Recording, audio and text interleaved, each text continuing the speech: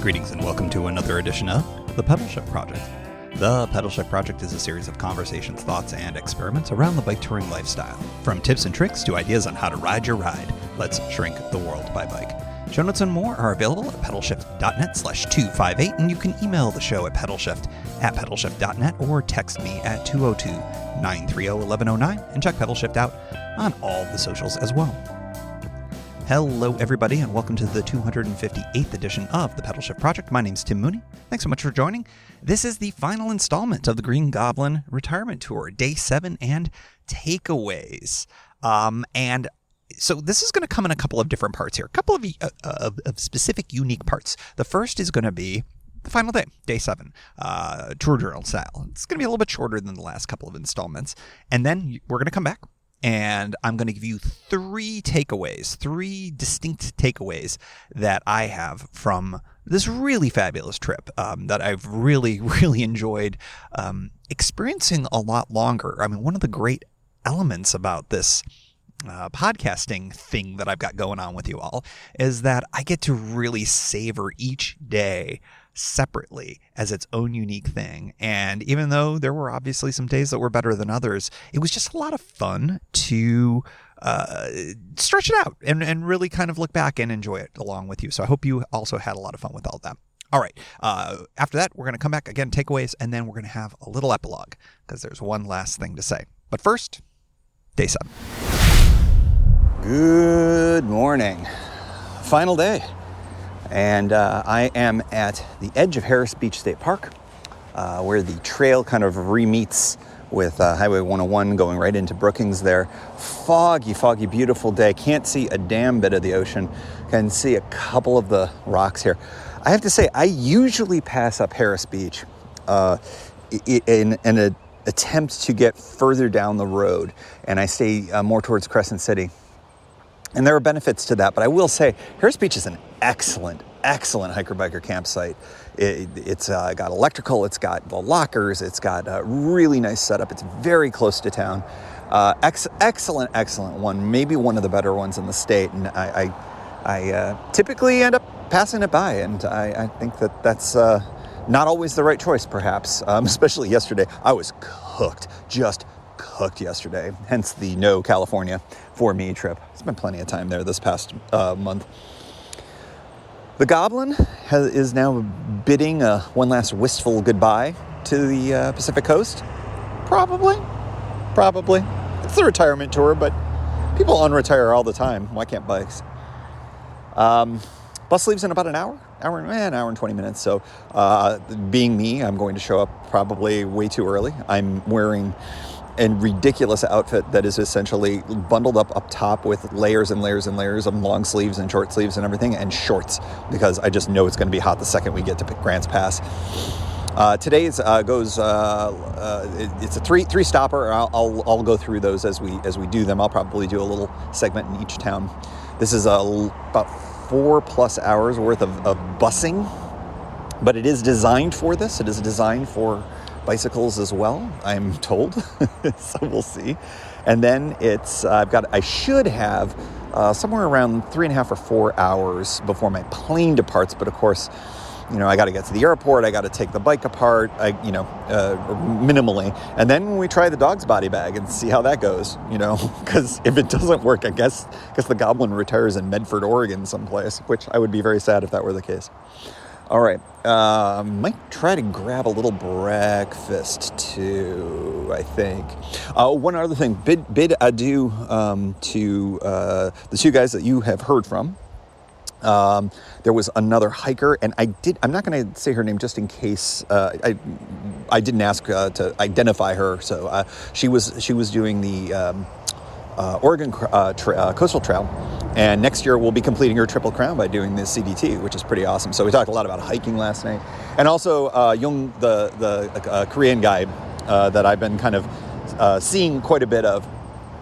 So that's it was fun. It was fun night in camp, and something I haven't had in a really long time. And it was just a real joy to have that. It was so much fewer bike tourists out there. It was kind of fun. And it was fun to have the hiker element too. That was just a nice little bit of extra. So, all right, off we go to Brookings and getting the bike all set up for 3 bus rides. I may not ride a bus for a while after this. It's been a lot of buses. A lot of biking, but a lot of buses. All right, bike is loaded, and we are ready to roll. I'll get a good picture of this just to show my technique for these buses, because I do think that while they do handle fine for city use, these racks, I think it's always good to do some extra bunging, so I'll make sure I get a picture of that. But yeah, very tight windows, but each of these buses are waiting for the one prior to it. So I've got Josephine County Transit coming next, which will take me from Cave Junction to Grants Pass, and then I've got this Southwest Point bus operated by Pacific Crest Bus Lines from there, Grants Pass to Medford, and then I'm in a hot box and I get to roll in 104 degrees. Should be fun. All right, off we go. From Bricktown Brewing Company in Medford, Oregon. It's the final stop for the tour, I think, as the podcast goes. The buses went well, except for the part where I got car sick in the first ride. I have such delicate sensibilities. That's why I always drive when I'm in a vehicle. That was no fun, but everything else was fine after that. Hot as advertised, except it was, let's see, Grants Pass was 104. But here in Medford, it's only 90 because of the wildfire smoke blocking the sun. So there's that. Sadly, Bricktown is closing, so everything is 50% off. So I will be taking advantage of that. I don't have to be at the airport until I think maybe 5 or so. And that's only if the saddle gives me problems. I seem to remember my saddle, and I think I mentioned this early on, that I was having the possibility that it might be getting stripped, but as I look at it right now, I think it's looking okay. So I think I should be in good shape. So I'm not going to worry too much about it. I want to make sure I have plenty of time to disassemble this, the limited amount of disassembly I need to do, and get it in that bag. And I'll be sure to take pictures of all of that. And I'm sure I'll do at least one more dispatch from the airport. Airport's about 20-minute ride away from here. I was going to go further, but when I saw this brewery literally right here, I was like, had to happen. All right, more to come. From Medford International Airport. International. No, it's not. Regional? Whatever it is. Anyways, this is it. Bike is all packed up. Gear is stowed and put away. You're hearing all the background noises of an airport. I almost got dumped on by a pretty decent-sized thunderstorm on the way here. I was very fortunate that I started leaving when I did. I massively overate. I ate too many heavy things, and I am not feeling as light as I should be, but I'm drinking a ton of water, hoping that things will get better. My flight is massively delayed, but you know what? It's all good. Wonderful trip. The Goblin retired. If it did indeed retire, it retired in style, and it needs a new chain real bad. So I ended up making the plane, no problem. It was very late. That storm just screwed everything up.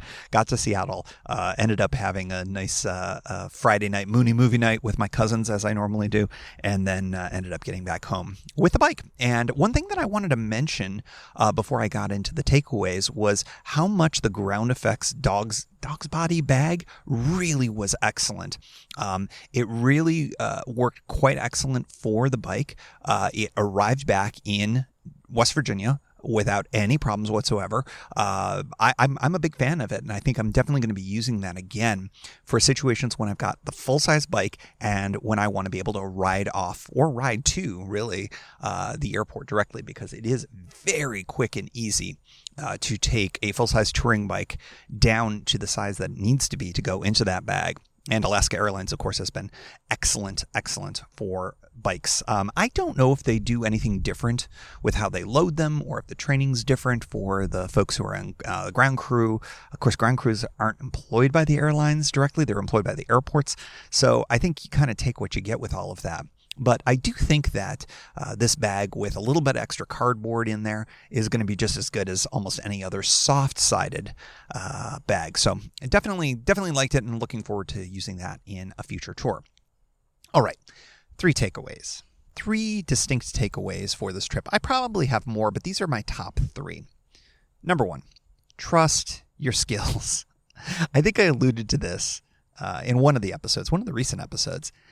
It turned out my lack of faith in my ability to fix that chain, that twisted little link, ended up stealing some nice riding, really. I missed being able to ride certain sections of the coast. I had a couple of 0 days. Now, granted, boo-hoo, I was in one of my favorite places on the planet in South Beach State Park in Newport. But, ultimately, it ended up taking away from the experience that I really wanted to have. I had, as you discovered listening along with me, I had plenty of bus opportunities to play catch up if disaster struck. I mean, I caught up using the bus when disaster didn't strike. If I had been on the side of the road or something like that. Plus, the Better Old Club's towing option that I think I mentioned on the show. It's a AAA alternative, and if you have problem mechanical with your bike, you get towed a certain amount of miles to a town with a bike shop. It's all part of all of that, and it's a good reason to support a club like that over AAA. That gave me the safety net that I really needed. So I should have taken the calculated risk that I ended up taking earlier in the week, and I would have been able to make it all work as it turns out. So trust your skills. Whether you learn some here, whether you learn some elsewhere, having that faith in what you can do and what you can accomplish and taking calculated risks, that's a real boon to bike touring. It's really kind of what bike touring is all about. Number 2, I rushed the prep. Two different ways where I rushed it, and it ended up creating the tour that I got rather than the tour that I wanted. And the first thing is I didn't go through my tools bag in advance of my trip, and that was a mistake because inside that tools bag ordinarily is a quick link. And if I had a quick link, I would have been able to fix the chain and I would have had the confidence and everything would have been cool. That spare quick link is something that I usually have, but I had taken it out because of one of the C&O tours, I believe, last year. So that would have been a better fix than my gentle twist and a prayer, which ended up being what I ended up going with. But after a couple of day delay, I know if I had that quick link, I probably would have fixed it on the spot and would have kept going. So I rushed the prep. I didn't have all my stuff on hand with me that I really wanted. Second thing that I did in rushing the prep was my planning. I landed in Portland late. I believe the flight was late. I think it was late. And I had to leave within a few hours of waking up the next morning to grab the bus because that was the timing that I gave myself.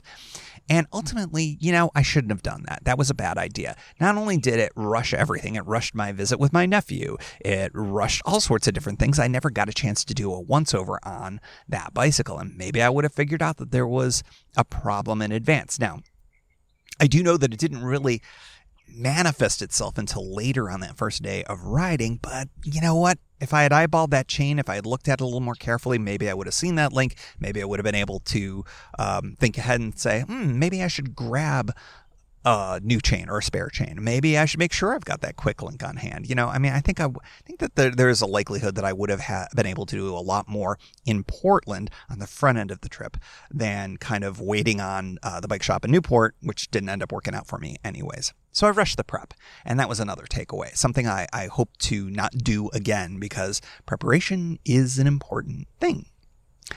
Third and final takeaway. Well, maybe not my final takeaway, but the third of the 3 takeaways I'm giving to you today. It is fun to meet people in camp again. I mentioned it earlier in the show that I hadn't camped with anyone in a long time at the same campsite, let alone had any kind of a campground conversation. And that goes all the way back to the summer of 2019 on the Oregon coast. So it has been 2 years since I have had any kind of interaction with people in a campground on a bike tour. That's a really long time.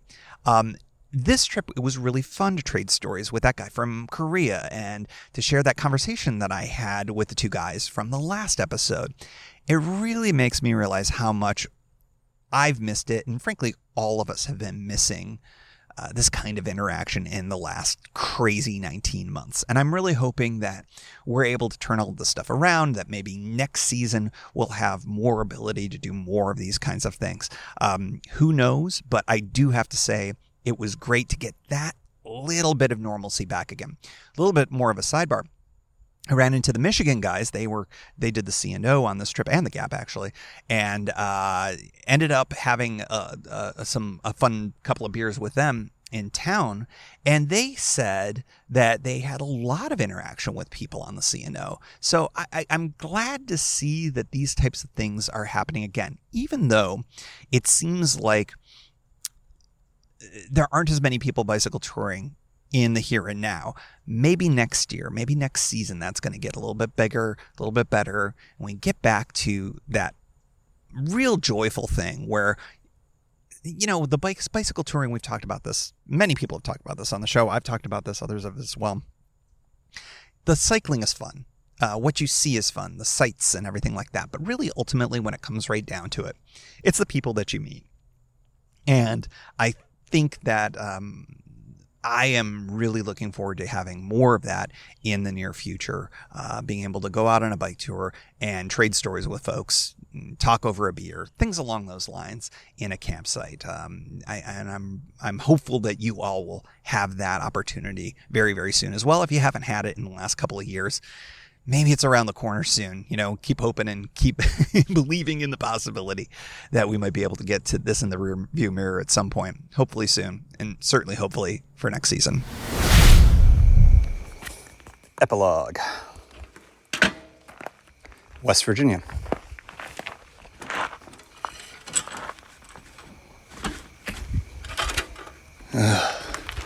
Let's see how this goes.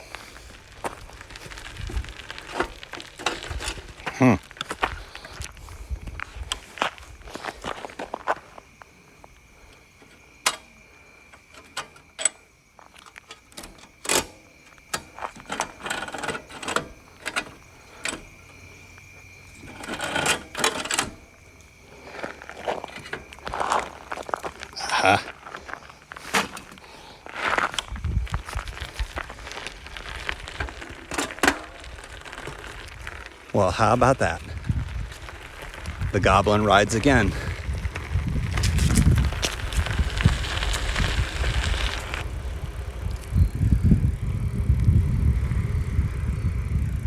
Yeah.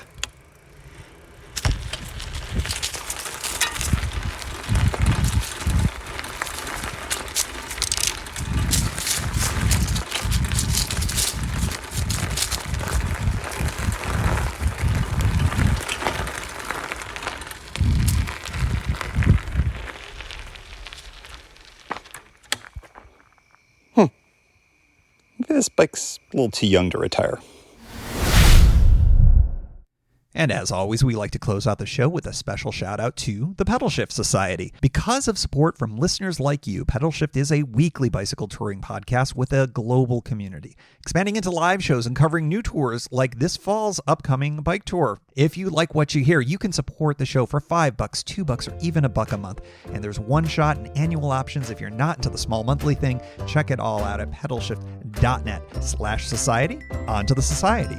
Kimberly Wilson, Caleb Jenkinson, Cameron Lean, Andrew McGregor, Michael Hart, Keith Nagel, Brock Dittus, Thomas Skadow, Marco Lowe, Terrence Manson, Harry Telgadis, Chris Barron, Mark Van Ram, Brad Hipwell, Mr. T, Nathan Poulton, Stephen Dickerson, Vince LaGreco, Cody Florchinger, Tom Beninati, Greg Braithwaite, Sandy Pizzio, Jeff Muster, Seth Pollock, Joseph Quinn, Drew Porter, Byron Patterson, Joachim Robber, Ray Jackson, Jeff Fry, Kenny Mikey, Lisa Hart, John Dengler, Steve Hankel, Miguel Quinones, Alejandro Aviles Reyes, Keith Spangler, Greg Towner, Jody Zeranin, Lucas Barwick, Michael Baker, Brian Bechtal, Reinhard Biggle, Greg Middlemas, Connie Moore, William Gothman, Brian Benton, Joan Churchill, Mike Bender, Rick Weinberg, Billy Crafton, Gary Matushak, Greg Latois Lopez, James Sloan, Jonathan Dillard, John Funk,